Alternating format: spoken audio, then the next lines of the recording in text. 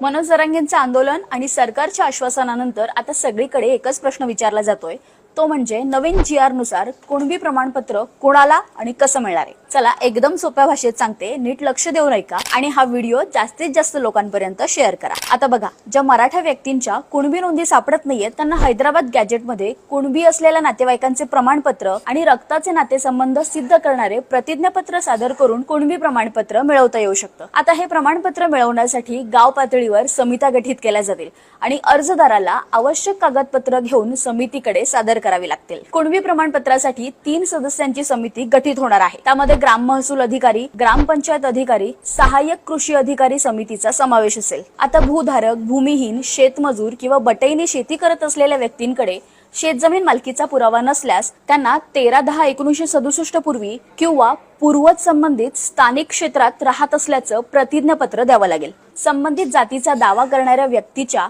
गावातील अथवा नातेसंबंधातील कुणबी प्रमाणपत्र मिळालेल्या व्यक्तीने अर्ज करणारी व्यक्ती नातेसंबंधातील असून कुणबी असल्याचं प्रतिज्ञापत्र द्यावं लागणार आहे। म्हणजे समजा जर मी कुणबी प्रमाणपत्रासाठी अर्ज करत असेल तर माझ्या गावातील किंवा नातेसंबंधातील कुणबी प्रमाणपत्र असलेल्या व्यक्तीने मी कुणबी असल्याचं प्रतिज्ञापत्र द्यावं लागेल।